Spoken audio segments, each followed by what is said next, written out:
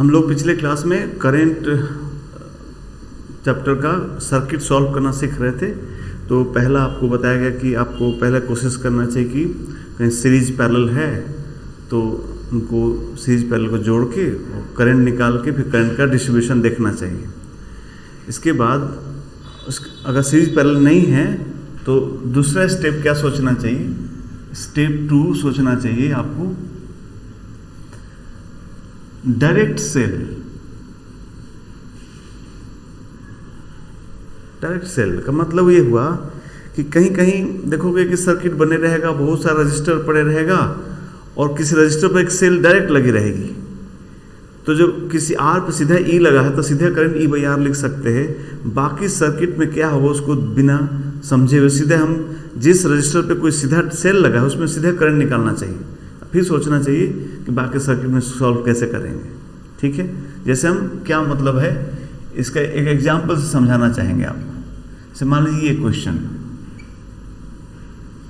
ये एक सर्किट हुआ जिसमें इस तरह से सेल और रजिस्टर्स आपस में जुड़े हुए हैं। क्वेश्चन में पूछा है कि हर एक रजिस्टर में करंट बताना है।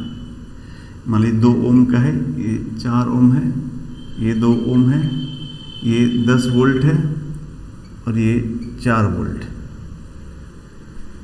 ये सर्किट है, इसमें सभी रजिस्टर्स में करंट बताना हम लोगों को। ठीक है, तो अब क्या है कि पहले सीरीज पैरेलल सोचेंगे तो देखो ये सीरीज ये पैरेलल नहीं है ना ये पैरेलल बिकॉज बीच में आ गया, ना कोई सीरीज है। तो पहला वाला जो मेथड है सीरीज पैरेलल का वो पॉसिबल नहीं हो रहा है। तो हम लोग तब सोचेंगे क्या ऐसा कहीं कुछ है क्या कि किसी रजिस्टर के क्रॉस सीधे सेल जुड़ा हुआ है, तो वो पहले निकालना चाहिए फिर आगे बढ़ना चाहिए। देखिए यही मैं कह रहा था, जैसे ये 2 ओम है, इस पर 4 वोल्ट डायरेक्टली लगा हुआ है। इधर क्या होगा हम उसे मतलब मेरे को नहीं है, उधर जो होगा इस पे तो ये 4 वोल्ट लगा ही हुआ है। तो हम पहले डायरेक्ट इसका आंसर लिख देंगे कि इसमें करंट कितना बहेगा 4/2 दैट इज 2 एम्पियर। अब कोई पूछे आपसे कि यार ये अभी 2 एम्पियर है, बताओ यहां अगर हम 1000 वोल्ट जोड़ दे तो इसमें कितना एम्पियर करंट बहेगा? तो अभी बोलोगे उससे कोई फर्क नहीं पड़ेगा, इस पे तो 2 एम्पियर ही बहेगा। बाकी क्या फर्क पड़ेगा, कहां फर्क पड़ेगा ये हम बाद में सोचेंगे। बट जिस रजिस्टर पे कोई सेल डायरेक्टली लगा है उस पे तो पहले करंट लिख ही देंगे। जैसे यहां पर भी, यहां भी इस रजिस्टर के क्रॉस डायरेक्ट सेल है, इसमें हम लोग करंट लिख देंगे 10/2 दैट इज कितना 5 एम्पियर डायरेक्ट लिख देंगे। अब इसमें डायरेक्ट नहीं, 4 ओम में कोई डायरेक्ट नहीं है, वहां पे कोई सेल नहीं है, तो वहां तो निकालना पड़ेगा। बट जहां डायरेक्ट हो पहले निकाल लेंगे, तब इस पर हम सोचेंगे। अब क्या सोचे इसमें कैसे निकालेंगे? तो अब आपके पास 2 मेथड हो, सीरीज पैरेलल वाला से जो होना था हो गया, डायरेक्ट हो गया। जब नहीं हुआ तो हम ऐसा लूप पे घूम के, जैसे हम किरचॉफ्स लूप रूल है उससे हम घूम के करंट निकाल सकते हैं।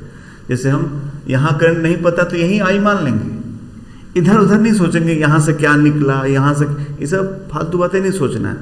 जो मान इसमें क्या, तो यहीं आई मान लीजिए और सर्किट में घूम लीजिए, कोई एक लूप में आपका आई चले आएगा। जैसे हम यहाँ से ऐसे घूमे, ऐसे बाहर बाहर चल रहे हैं और फिर यहीं आ जा रहा था, मेरा आई आ जाएगा। तो हम किरचॉफ्स लूप रूल से इसको हम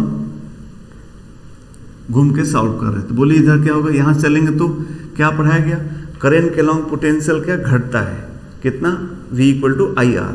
तो करंट के लॉन्ग चले तो घटेगा तो कितना हो जाएगा माइनस कितना I × 4I। इधर आ जाए कितना, हाई से लो जाएंगे तो घटेगा, तो -10 यहाँ आ गए। अब जा रहे हैं लो से हाई तो कितना होगा +4 = हो जाएगा यहाँ पर 0। ठीक, तो I की वैल्यू यहाँ से निकाल लिया जाए तो हो जाएगा 4I = -6। देख रहे हैं ये 4I इधर चले गया, = -6 दैट इज I = -6/4 यानी -3/2 1.5 एम्पियर 1.5 एम्पियर माइनस आने का मतलब क्या हुआ, माइनस अगर आ गया तो कोई गलती नहीं हुई, बस मैग्नीट्यूड इतना ही होगा, माइनस डायरेक्शन ऐसे नहीं, उल्टा मानेंगे। इसलिए अननोन मानते समय ये नहीं सोचना चाहिए करंट लेफ्ट जाएगा कि राइट जाएगा। अननोन में डायरेक्शन पहले नहीं सोचना कि बड़ा सेल है, छोटा सेल है, ये क्या हो, वो सब नहीं। अननोन अपने मन का मानो, जैसे मन वैसे मान लो। जब सॉल्व करोगे आप, because you are already following a sign convention, so will get the result with sign and then we can predict कि क्या होगा। जैसे हम लोगों ने इसमें करंट राइट माना है, लेकिन यहाँ नेगेटिव आ गया, इसका मतलब करंट राइट नहीं लेफ्ट में जाएगा, यहाँ करंट जाएगा लेफ्ट में जाएगा। ठीक है, तो ये हम तीनों में हमने करंट निकाल लिया। ठीक बात। जैसे इसी क्वेश्चन में पूछे, यहीं पे पूछ लिया, नीचे लिखा जाए,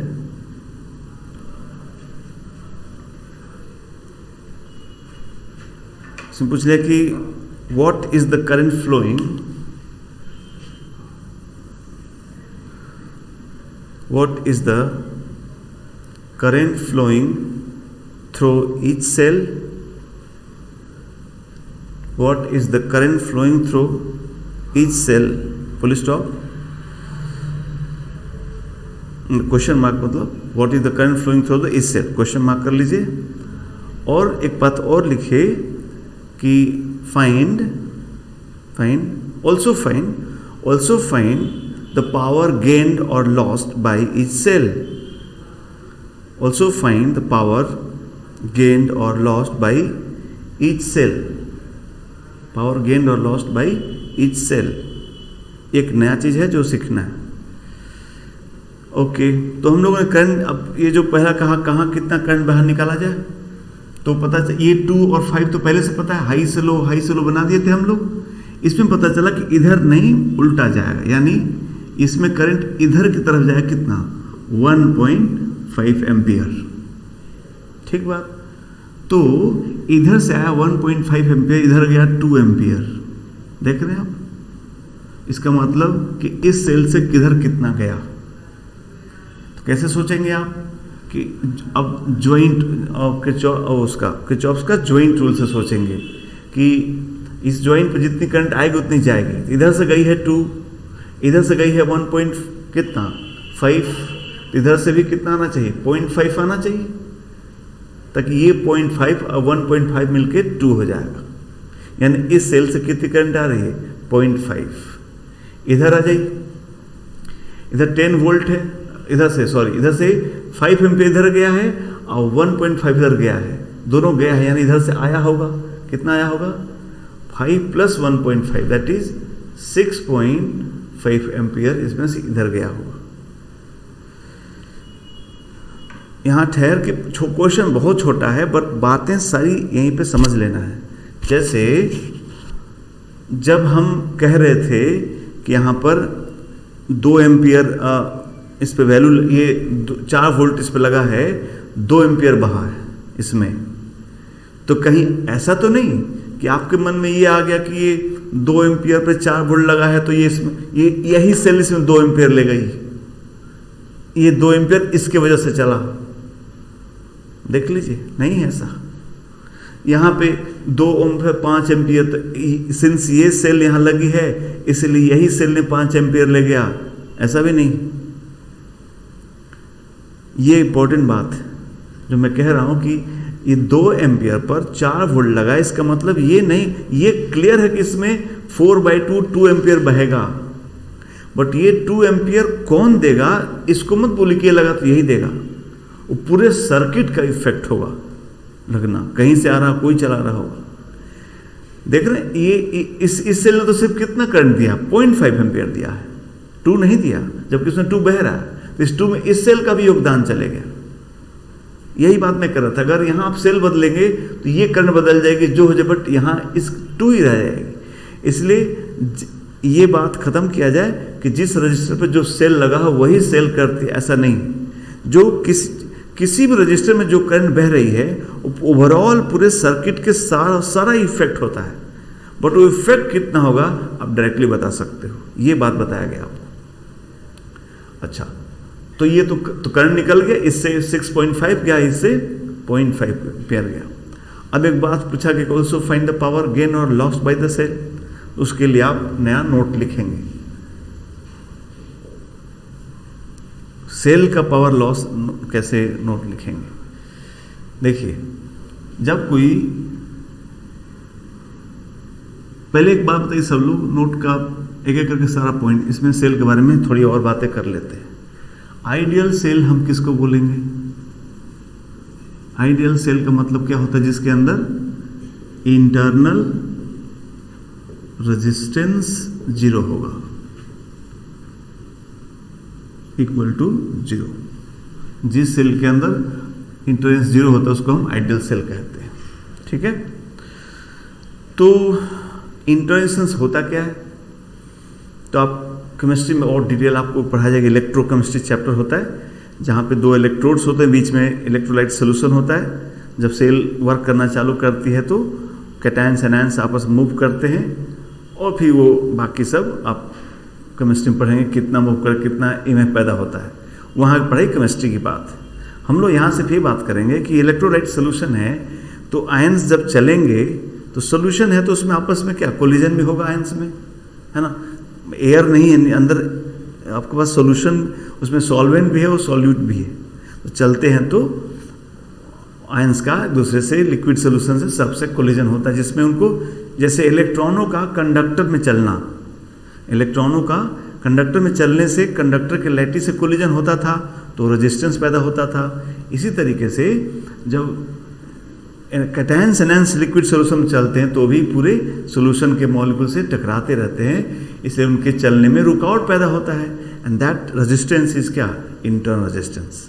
ठीक है, तो फिजिक्स में कितना होता है इंटरनल रेजिस्टेंस, ये हम निकालने का फॉर्मूला नहीं, ये सब आप केमिस्ट्री में पढ़ेंगे। ईएमएफ कितना होगा केमिस्ट्री में पढ़ेंगे। हमको ईएमएफ दिया जाएगा, हम सर्किट यूज करेंगे। केमिस्ट्री सेल के अंदर की पढ़ाई है, और फिजिक्स जब उसके बाहर, उस सेल का बाहर क्या इफेक्ट होगा, ये हम फिजिक्स में पढ़ेंगे। ठीक है, तो इंटरेंसेंस वो सोल्यूशन की वजह से होता है। तो जिस सेल के अंदर इंटरेंसेंस 0 होता है उसको हम आइडियल सेल कहते हैं। आइडियल सेल का मतलब क्या हुआ? जो संभव ही नहीं है। आइडियल फिजिक्स में देखे होंगे आइडियल स्प्रिंग, आइडियल स्ट्रिंग, है ना। तो जहां ऐसा मानते हैं हम, वो असंभव सा होता है। आइडियल स्प्रिंग जिसके अंदर मास ना हो, अरे स्प्रिंग में अगर मास है नहीं तो क्या चीज़ से बनेगा वो? बट वी एज्यूम कि okay if it would have been ideal तो क्या होता, and okay now if the real then this factor will also be considered. So इसीलिए हम लोग पे आइडियल बात करते हैं। सो रियल सेल क्या होगा? रियल सेल में यही जो हम ऐसा लिखते हैं RI internal resistance is non zero, उसमें कुछ ना कुछ रेजिस्टेंस रहेगा। ठीक है, आइडियल सेल को हम लोग ऐसा बनाया करेंगे और रियल सेल को हम लोग ऐसा बनाया करेंगे, ऐसा बनाया करेंगे। ये AB उसके इलेक्ट्रोड्स हो गए, AB इसके इलेक्ट्रोड्स हो गए, ये इसका EMF है, ये EMF है, और ये इंटरनल रेजिस्टेंस R है। तो ये हो गया आइडियल सेल, ये हो गया रियल सेल, ये हो गया रियल सेल। सेल का मतलब क्या हुआ कि ये पूरा चीज सेल है, ये उसके इलेक्ट्रोड्स है, ये सिंबॉलिक बनाया गया है, वो इलेक्ट्रोड के बीच का सिंबॉलिक ऐसा हम बनाएंगे।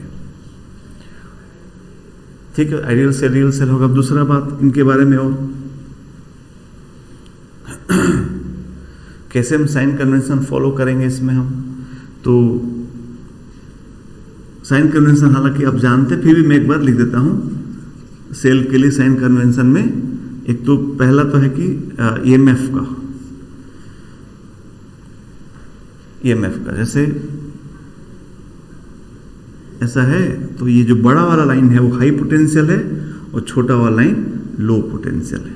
तो अगर EMF E है तो कहेगा A से B चलिए, तो हम चलेंगे VA, और हाई से जब लो जाएंगे तो घटेगा, तो -E इक्वल टू VB। ठीक है। दूसरा, अगर रियल सेल है, इसे मान लो करंट बह भी रहा है, ऐसे I बह भी रहा है, तभी कोई फर्क नहीं पड़ता क्या? ऐसा ही बह रहा तो R तो है नहीं, तो ऐसे ही लिखाएगा को। लेकिन जब अगर रियल है तो फर्क पड़ जाएगा। ये भी मान ऐसा दे दिया, ये EMF E है और R है, इसमें करंट ऐसे बह रहा है I। फिर एक और बात करेंगे कि अगर ऐसे बह रहा तो क्या करेंगे? जब ऐसे करंट बह रहा होता है, पॉजिटिव इसके इलेक्ट्रोड से करंट निकल रही होती है, तो इसको बोला जाता है कि ये अभी डिस्चार्ज हो रही है, ये सेल डिस्चार्ज हो रही है। डिस्चार्ज मतलब अपना एनर्जी का लॉस कर रही है, ये आपको एनर्जी दे रही है। पॉजिटिव प्लेट से करंट निकलती है तो वो बैटरी, वो सेल आप डिस्चार्ज कर रहे हैं, उससे एनर्जी ले रहे हैं, सर्किट में एनर्जी जा रही है, इसको बोलते हैं डिस्चार्जिंग। तो यहाँ से चलते, यहाँ से यहाँ चलेंगे तो कैसे लिखेंगे? लिखेंगे VA माइनस E, करंट आ रहा है I से I, तो अब तो सेल पोटेंशियल डिफरेंस लिखना होगा आपको, इंटरनल रेजिस्टेंस के क्रॉस भी लिखना पड़ेगा। तो करंट के आप उल्टा चल रहे हो, उल्टा चलोगे तो क्या होगा? प्लस IR, अलॉन्ग चलोगे तो माइनस IR, उल्टा चलो तो प्लस IR, तो plus IR equal to VB। तो यहां से बताओ आप लोग VMS VB कितना आ गया? यहां से VMS VB कितना आ गया? E आ गया नहीं? और यहां से कितना VMS VB कितना आ गया? VMS VB उधर चले गया, E माइनस IR, देख रहे हैं? E minus IR।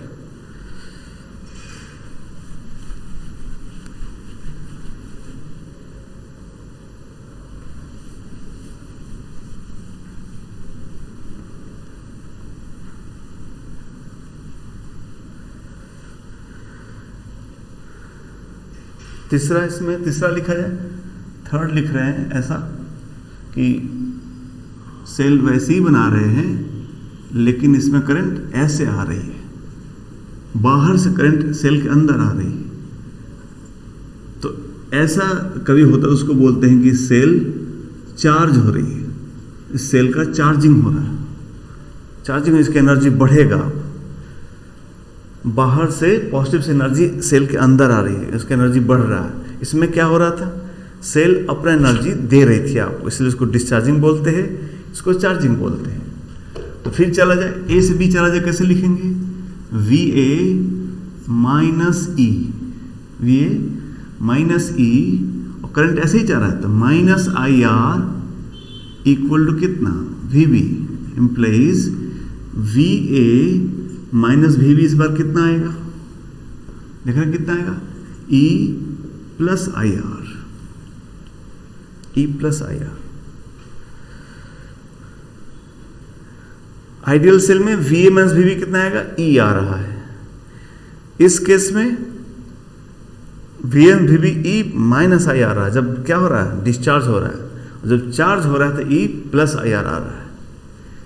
इसलिए ये first point, second point, third point आ रहे हैं हम लोग, नोट का थर्ड पॉइंट। इसलिए EMF ऑफ सेल का डिफिनीशन दिया गया। क्यों? देखिए, EMF ऑफ सेल इसलिए डिफाइन किया गया क्या कि EMF ऑफ सेल, पहले हम डिफिनेशन बोले तब समझ में आएगा क्यों ऐसा डिफिनेशन हुआ। कहते EMF of cell is potential difference between its electrodes, that is VA minus VB. VA minus VB is the EMF if no current flows through the cell. EMF of a cell is क्या? Potential difference across its electrodes if no current flows through the cell. इससे क्या होगा? चलिए, ideal में तो कोई दिक्कत नहीं है, VB minus V हमेशा E होगा, लेकिन यहां पर VA minus VB E कब होगा? जब I क्या हो? 0 हो। यहां पर VA माइनस VB E कब होगा? जब I क्या हो? 0 हो। इसलिए वो डिफरेंशिएशन दिया गया ताकि वो रियल सेल हो चाहे आइडियल सेल हो, सब जगह सही हो जाए। कि अगर सेल के थ्रू करंट ना बह रही हो, उस समय ये करंट ना हो, तो जो पोटेंशियल डिफरेंस होता है वही उस सेल का हम EMF मतलब इलेक्ट्रोमोटिव फोर्स कहते हैं। इलेक्ट्रोमोटिव फोर्स, EMF का फुल फॉर्म हुआ इलेक्ट्रो मोटिव फोर्स, EMF। तो लिखा जाए डिफिनेशन, डिफिनेशन लिखिए।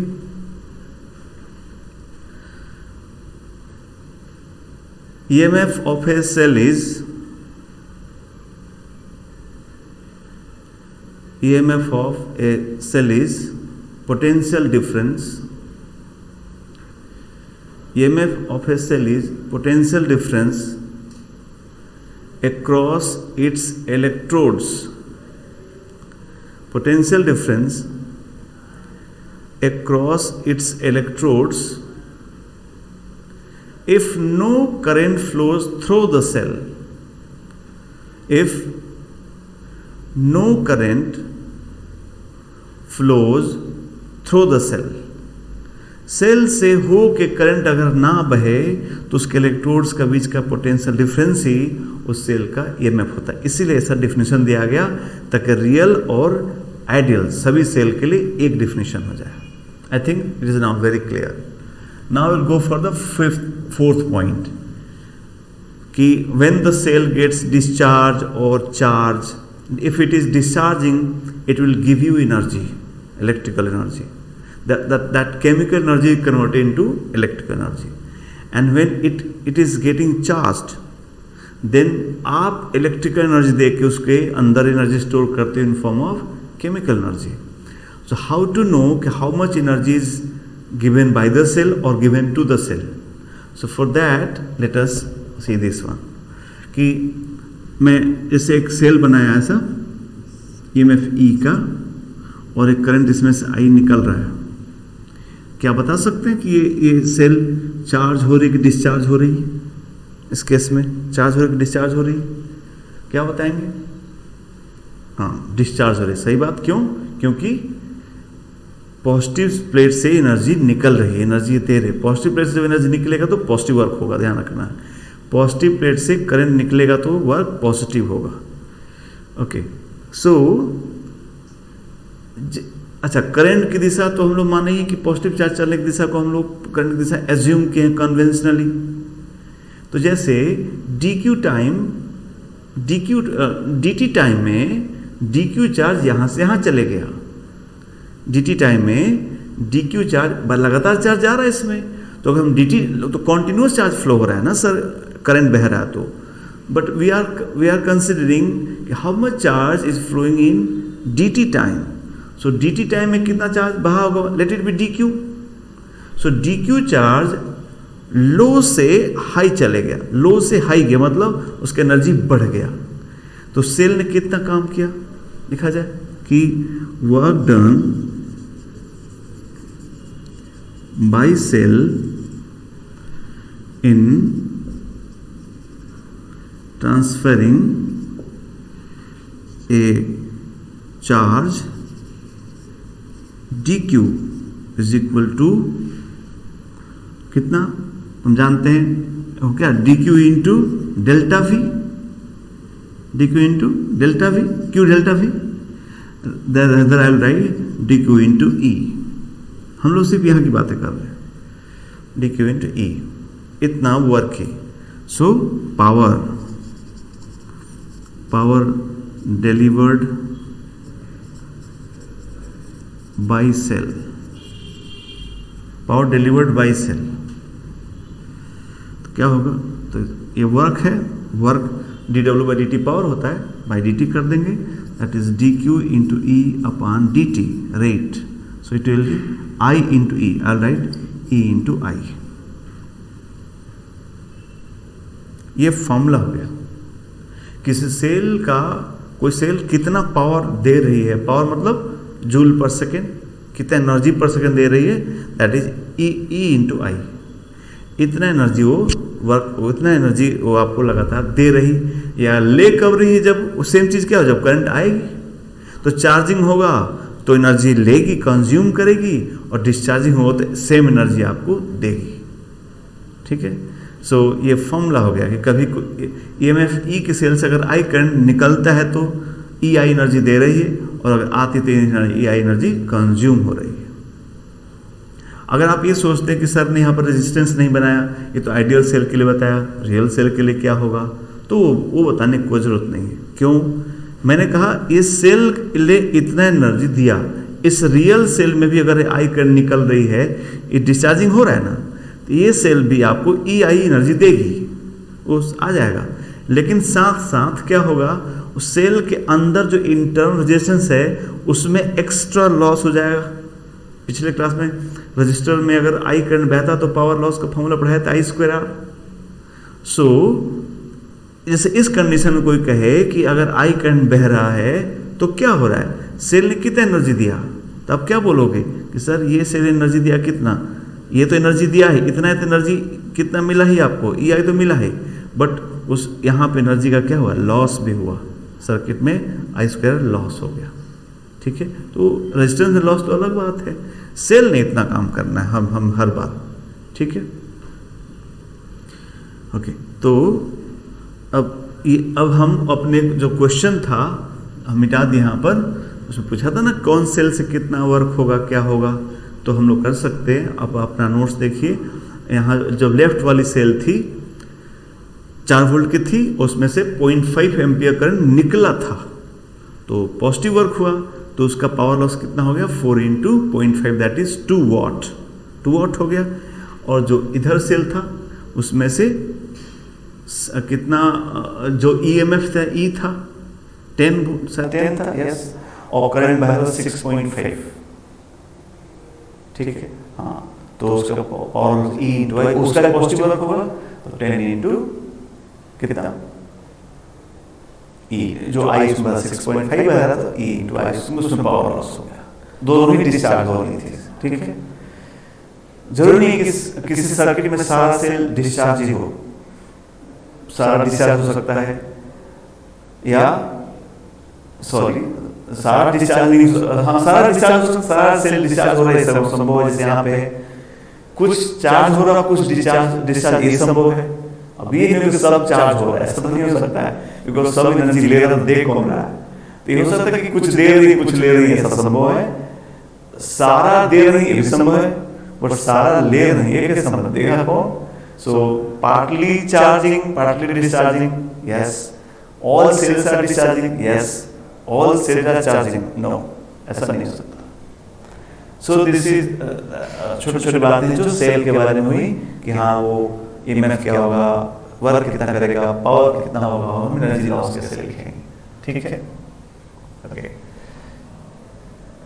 तो जब हम सेल जान गए तो कोई आप पिछला क्वेश्चन हो गया, तो हमने क्या क्या कहा आपसे क्या करने के लिए कि आपके सर्किट में पूरा करंट निकालना है अगर, तो हम क्या सोचेंगे। तो पहला क्या सोचा गया हम लोग कि पहले सोचेंगे सीरीज पैरेलल मिल जाता सीधा सीधा, तो जोड़ के करंट निकाल लेते, है ना।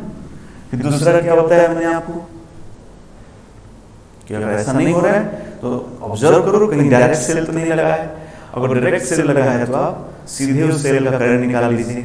उसमें हमने क्या नई बात बताई कि कोई सेल डायरेक्ट लगा है तो करंट तो निकाल लो, बट ये मन मत एज्यूम करो कि ये करंट इसी सेल ने दिया है, वो करंट उतना ही बहेगा, ठीक बात है, but current in a resistor is the effect of the whole circuit, इसलिए वैसा नहीं होगा। और फिर इसके बाद क्या करेंगे, फिर इसके बाद हम तीसरा बात यहाँ कही आप सर्किट को घूम सकते हो। तो तीसरा हो गया क्या, अगर आप सीरीज पैरेलल नहीं हो पा रहा है, सेल भी डायरेक्ट नहीं कनेक्ट है, तो फिर क्या, फिर आप थर्ड स्टेप में क्या कीजिए, स्टेप 3 में किरचॉफ्स लूप रूल यूज कीजिए।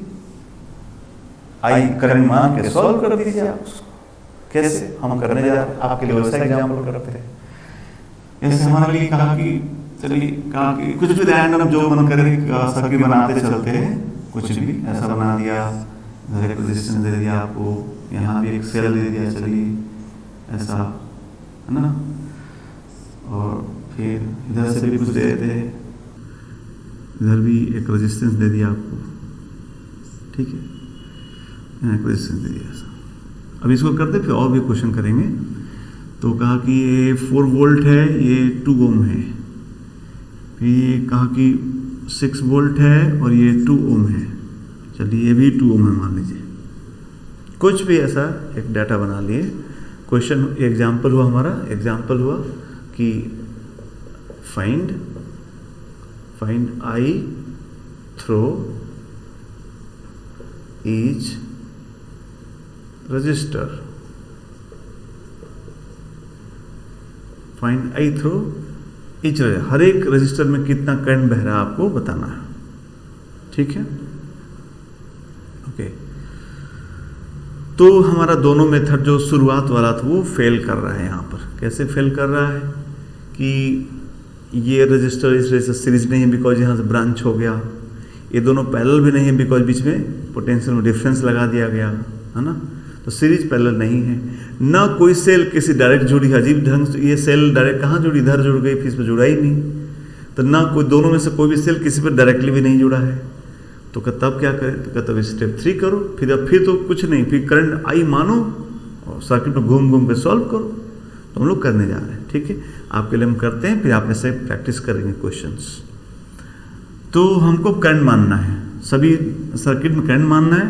ये ध्यान रखना किसी जॉइंट पर नेट करंट 0 हो और फिर मान लेना है, तो मानते हैं।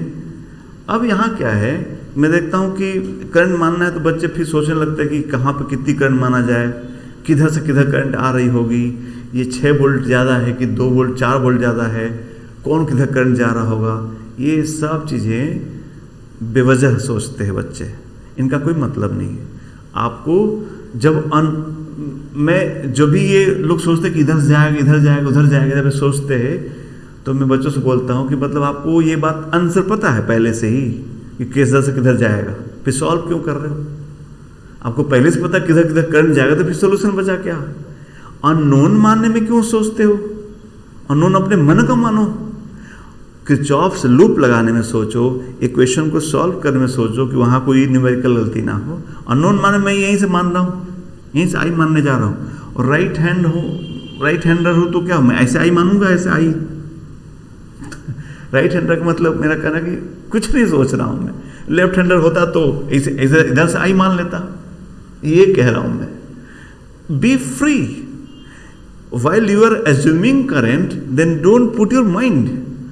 अननोन से अपने मन का मानो। मैं आई माना, इस आई को मानते हुए मैं ये नहीं सोच रहा कि कौन सेल क्या कर रहा है, मेरे से क्या मतलब, जो करना हो करेगा, मैं आई निकाल कर रख दूंगा।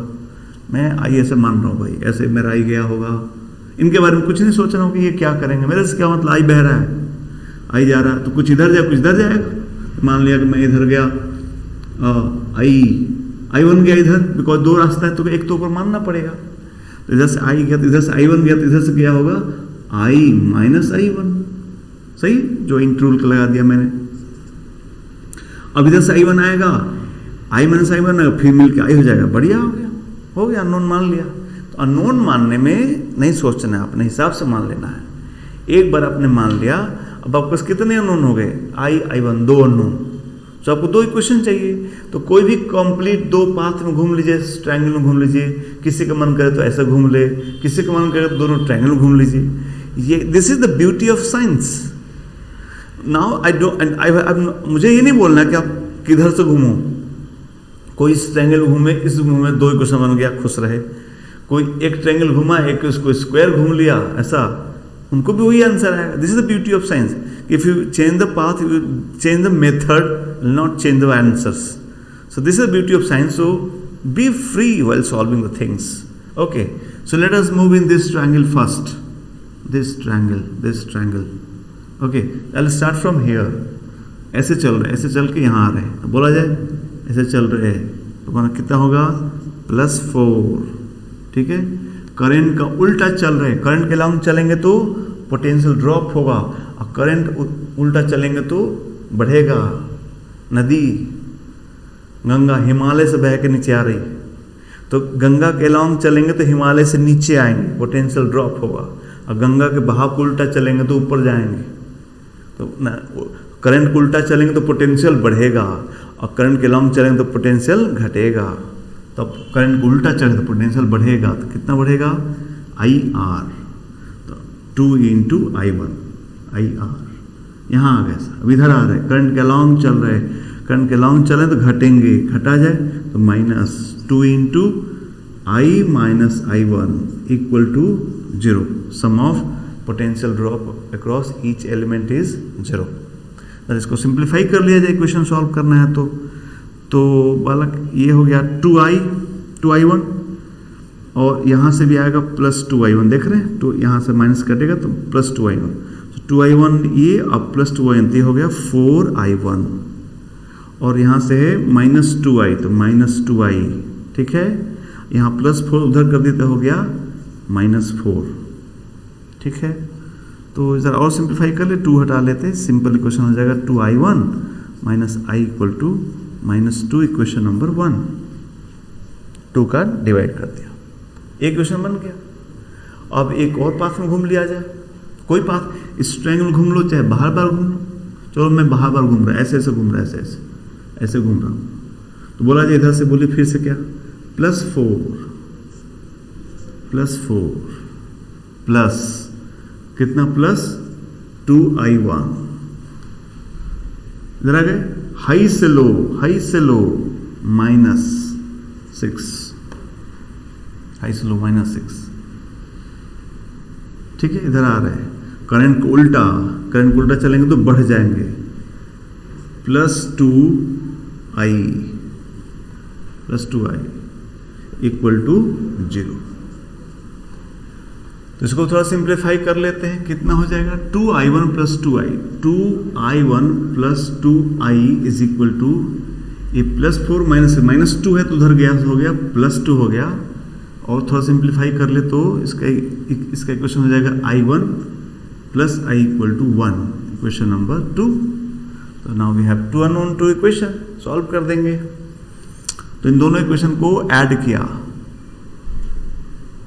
तो कितना मिल जाएगा, आई कट जाएगा इसमें से, तो हो जाएगा कितना सर, 3i1, आई से आई कट गया, 3i1, इधर है +1, इधर -2, ऐड किया तो इक्वल टू -1। सो मेरा i1 आ गया, कितना आ गया, -1/3 एम्पियर। माइनस मतलब 1/3 बहेगा, इधर नहीं, इधर राइट वर्ड जाएगा, बात खत्म।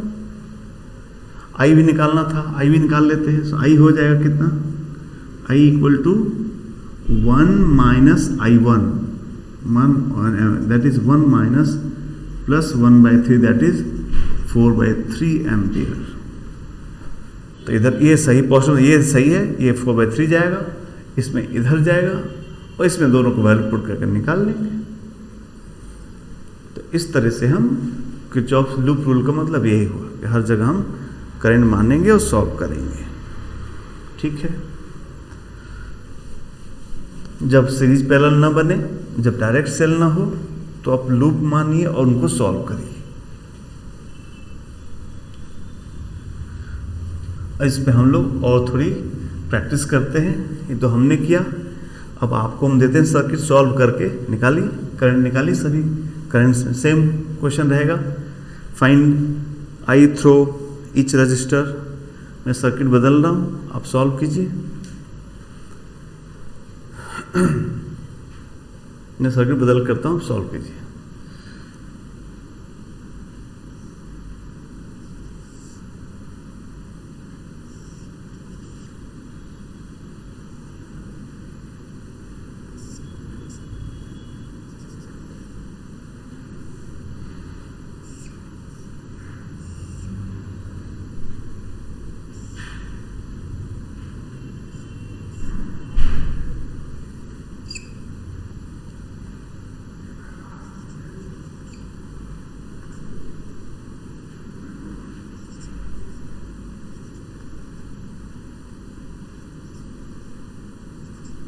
ये क्वेश्चन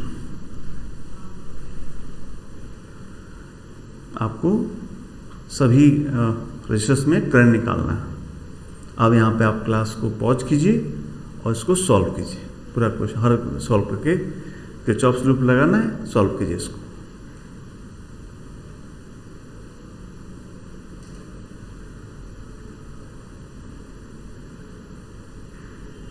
ओके, तो उम्मीद करते हैं सारे दोस्त सॉल्व किए होंगे। अब आप सोल्यूशन मेरे साथ मैच करा रहे हैं। तो जैसा कि देख रहे हैं हम लोग, सीरीज पैरेलल कहीं संभावना नहीं बन रही है, और कोई डायरेक्ट सेल भी नहीं है, इसलिए हम लोग किरचॉफ रूल सॉल्व करने जा रहे हैं, आई मान के सॉल्व करने जा रहे हैं। चलो, तो मानते हैं कि करंट ऊपर मान कर ऊपर माने तो ऊपर मानने दीजिए, मेरे को मान के ऊपर जा रहा है, मुझे पता नहीं क्या होगा। आई ऊपर मान लिया, आई ऊपर गया, और इधर चले गया I1, और इधर चले गया I - I1, सही है। अब देखिए, जो भी दोस्त लोग इसको सॉल्व किए हैं, हो सकता है कोई बच्चा मेरे जैसा ना माना हो, कोई इधर आई माने हो, इधर माने हो, आप जैसे माने हम जैसे माने। This is what I was saying कि the beauty of science, you can change your method, you can change the loop and whatever, but ultimately if both are right, दोनों हमने सही किया, we'll get the same answer। आप कैसे भी कर सकते हैं। हमने ऐसा किया, हमने सॉल्व किया, और आपको सोल्यूशन से मैच नहीं कराना है, आंसर मैच कराना है कि अल्टीमेटली हमारा आंसर आपका आंसर मैच होना चाहिए बस। Let me solve. So I will just move in this triangular loop first. ऐसे चल रहा हूँ, ठीक है सर। यहाँ स्टार्ट करता हूँ, तो क्या लिखूँ मैं? -2i, इधर जा रहा हूँ मैं, -10 -2i1, यहाँ आ गया। अब इधर जा रहा हूँ, +6 = यहाँ आ गया, तो क्या हो गया? 0। तो इसको मैं सिंप्लीफाई करके लिख लूँ, तो हो गया मेरा 2i और 2i, तो 2i तो हो गया 2i + 2i1, राइट साइड लेके चले गया, = क्या हो जाएगा? तो -10 + 6 यानी -4। ठीक है, तो और सिंप्लीफाई कर लो, तो हो जाएगा i + i1 = -2, इक्वेशन नंबर 1। ये पहला इक्वेशन हो गया। अब मैं दूसरा लूप में चलता हूँ, बाहर चल लेता हूँ मैं ऐसे बाहर चल रहा हूँ, ऐसे बोले यहाँ चलेंगे तो क्या होगा? तो -2i ऊपर से इधर जा रहे हैं, तो -2i - i1 i-i1 +4, यहाँ आ गए, आगे बढ़ रहे, +6 यहाँ आ गए, जहाँ थे वहीं आ गए, इसलिए दिस बिकम्स 0। तो इसको भी थोड़ा सिंप्लीफाई कर लिया जाए। -2i तो -4i, ठीक है, और माइनस प्लस कितना? 2i1 + 2i1 +10 = 0, ठीक है। तो इसको थोड़ा सिंप्लीफाई करके लिख लेते हैं। राइट साइड लेके चले गए इधर, तो 2 से डिवाइड भी कर दिया मैंने, तो इधर हो जाएगा कितना? 2i, और इधर हो जाएगा -i1 = +5, ठीक है। इन दोनों को राइट किया, 2 का डिवाइड कर लिया है। अब यहां से हम दोनों ऐड कर देंगे, तो हो जाएगा 3i = 3, 3i = 5 × 3, that is i = 1, i = 1। जब i1 आ गया तो हम i1 निकाल लेंगे। i1 कितना हो जाएगा? -3, i1 -3 आ गया, i1 आ गया, ठीक है। अब इसका मतलब क्या हुआ? अब हम आप अगर अपना सोल्यूशन मिलाएं तो मेरे आंसर्स का नहीं, पास पे देखिए क्या इसमें आपका अभी 1 एम्पीयर ऊपर गया है कि नहीं गया? तो सही है। और i1 -3 मतलब गलत है, इधर नहीं इधर। तो देख लीजिए आपका भी आंसर जो भी यहाँ माने हो, इधर नेट निकालिए, आपको ऊपर की तरफ करंट आ रहा होगा कितना? +3 आ रहा होगा, इधर 3 आ रहा होगा। इसमें 2 एम्पीयर में करंट कितना जाएगा?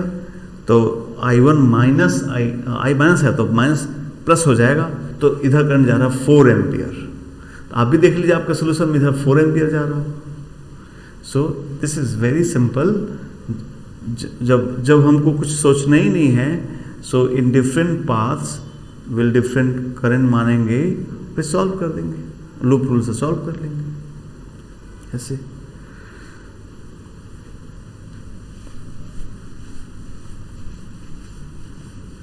कुछ और क्वेश्चंस हम लोग करेंगे, इनकी प्रैक्टिस थोड़ा और करेंगे, थोड़ा वैरायटी करेंगे क्वेश्चंस की।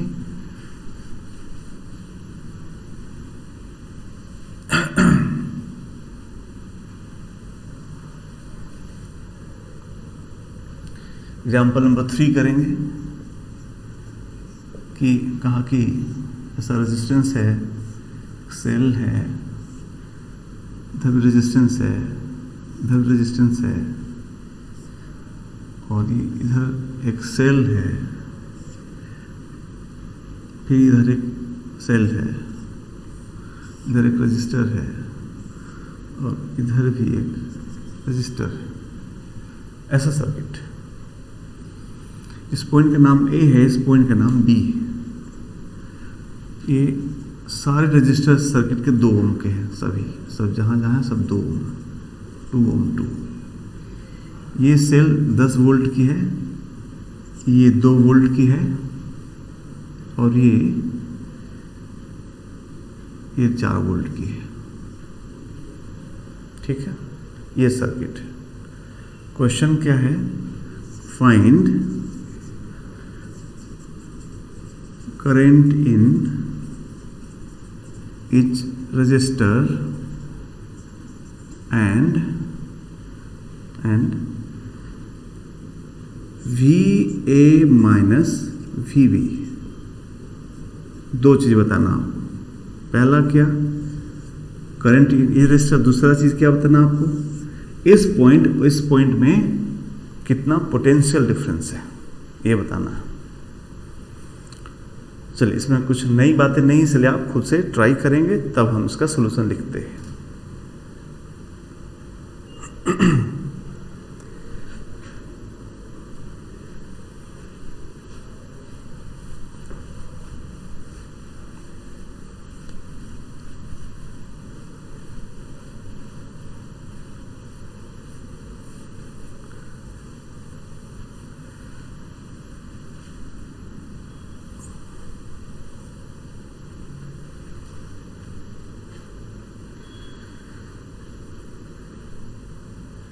तो उम्मीद करते हैं सारे फ्रेंड्स इसका सॉल्यूशन लिख लिए होंगे, या नहीं आ रहा तो होल्ड किए होंगे, बट ये जरूर आपसे उम्मीद करते हैं कि आप देख लिए होंगे कहाँ पे क्या समस्या आ रही है, उसको हम लोग मिलकर सॉल्व करेंगे। चलिए, तो एक यहाँ पर नई बात समझ में आई। देख रहे हैं, ये एक क्लोज लूप है, और एक यहाँ से दूसरा ब्रांच है, फिर इधर भी एक क्लोज लूप है। तो एक बात समझ लीजिए कि जब भी ऐसा कोई क्लोज लूप होगा, क्लोज लूप ऐसा होगा, इसमें कोई ब्रांचिंग कर दी जाए, इस क्लोज लूप में एक लाइन का कोई ब्रांचिंग कर दे, तो कभी भी इधर करंट फ्लो नहीं हो सकती। कभी भी जब भी ऐसा कोई क्लोज लूप हो, उसमें से कोई एक एंड से कोई ब्रांच करके कुछ भी कर ले, इसमें करंट नहीं जा सकती। पहले ये बात समझना है। ऐसा क्यों, ये समझते हैं। देखिए, मैंने जैसा अननोन मानना था, मेरे को माना है, वही मैं इधर से मानता हूँ। करंट गया, इधर से करंट I1 जा रहा, I1 जा रहा है, इधर से करंट कितना जा रहा है? I1। ठीक है, ये I1 जा रहा है ऐसा। अब इस पॉइंट पे हम ध्यान देते हैं। सर, इधर से I1 निकला है, यानी इधर से I1 ही आया होगा, बिकॉज क्या? Cell neither absorb nor create charge. Cell न तो चार्ज बनाती है ना एब्जॉर्ब करती है, it just forces the charge to move through the cell. Circuit के ही चार्ज को वो, इसीलिए उसका नाम इलेक्ट्रोमोटिव फोर्स, नाम है फोर्स और यूनिट है वोल्ट। तो इसके फोर्स का तो न्यूटन होना चाहिए था, बट इसलिए कहते हैं फोर्स नाम इसलिए कहा जाता है, उसका पर्पज क्या है? कहता सेल अपने से वो चलाती नहीं, जो खुद से उनको इलेक्ट्रोमोटिव फोर्स, इलेक्ट्रोमोटिव इलेक्ट्रॉन के मोशन को फोर्स करती है। So net current through a cell is always zero, net charge flown through a cell is always zero. So अगर I1 गया तो I1 आया भी होगा। नाउ माइंड ओवर हियर, इधर से आया I1, इधर से गया I1, तो इधर कितना गया? 0, इसलिए 0 होता है। सो आज से बात खत्म हो गई। जब भी कोई क्लोज लूप में किसी एक पॉइंट को अगर हम यहाँ से अगर ब्रांचिंग कर देते हैं, so there no current will flow through the branch. So बात ही फिनिश्ड, फिर तो क्वेश्चन में कोई दम ही नहीं रह गया। नाउ यहाँ पे I1 इसमें बह रहा है, वही I1 इसमें, वही I1 इसमें। Since same current is flowing through these 3 resistors, so they are in series. Okay, series होने के लिए क्या बताया गया? Equal current flow through each resistor? No, same current flow through each resistor. दोनों बहुत फर्क है। एक यहाँ रजिस्टर में 2 एम्पियर बह रहा है, एक दिल्ली में है उसमें 2 एम्पियर बह रहा है, दोनों सीरीज हो गए? नो। जो बनारस यहाँ पे जो आपका जो करंट चल रहा है, इस रजिस्टर में जो करंट बह रहा है, यही करंट अगर दिल्ली वाले में भी जा रहा है, नाउ बोथ आर इन क्या? Series. So they are in series. So ये 2 2 2 किस में हुआ? सीरीज हो गया। तो 2 2 को सीरीज कितना होगा? 6। तो करंट हो गया सीधा 10। तो ये I1 आंसर हो गया। सोल्यूशन में लिख रहे हैं हम लोग कि I1 equal to 10/6, that is 5/3 ampere. Similarly यहाँ भी हो गया। अभी भी इधर करंट नहीं जाएगा, तो इधर से करंट गया I2, यही I2 इधर जाएगा, वही I2 इधर जाएगा, वही I2 फिर वापस आ जाएगा ऐसा। सो अब ये 2 किस में हो गए? सीरीज। तो इसलिए I2 हो गया 4 वोल्ट 4 ओम। 4 वोल्ट 4 ओम मतलब 1 एम्पियर। 1 एम्पियर बह रहा है, इसमें इतना बह रहा। तो पहला पार्ट हो गया कि find current through each register. दूसरा कहता है find VA minus VB। So to find VA, I will start from moving from A and will reach up to B. I'll get VA minus VB. So let me move. Let me start my motion from VA. So I'll write VA. Let move. We are moving along current. Along current मतलब potential draw. तो कितना हो जाएगा? -2I1। यहाँ चले आए। अब क्या होगा? हाई से लो -2। इधर जा रहे हैं, यहाँ तो कोई रजिस्टर ही नहीं है। VB पहुंच गए, इक्वल VB पहुंच गए हम लोग। जिसको जैसे मन, कोई कहता कि नहीं सर मैं ऐसा कर रहा, मन मेरा ऐसा, मोस्ट वेलकम कीजिए, हमारा आपका आंसर सेम आएगा। So VA minus VB equal to, I will put value of I1 कितना हो जाता है वैसे? 2 + 2I1, that is 2 + 2I1, 2I1 मतलब कितना होने वाला? 10/3 2I1। Finally it is 16/3 volt difference, volt. ठीक है, ये बात, ये लूप वाली बात, ब्रांच वाली बात सबको समझ में आ गई कि लूप ब्रांच करने से अलग से कुछ ऐसा चेंज नहीं होगा। ठीक है, वैसे ही फ्लो करेगा। जैसे एक एग्जांपल यहाँ मैं लिख दूँ, जैसे मान लो ऐसा कर दिया किसी ने, ऐसा सेल जोड़ दिया, यहाँ एक रेजिस्टर जोड़ दिया, बस सिंपल एक बात, नई बात बताएं। 2 एम्पियर कहा कि भाई ये है 4 वोल्ट, ये 4 वोल्ट की सेल हो गई। कहा करंट बताओ, तो करंट हो गई, 2 सीरीज में 2 का कितना? 4/4 कितना? 1 एम्पियर। बट कोई ये कहे कि सर यहाँ ये अर्थिंग कर दिया गया, अब बोलिए क्या होगा? करंट बताओ, अर्थिंग कर दिया गया, तो ये बेवकूफ़ी बात है, हमको बेवकूफ़ बनाया जा रहा है।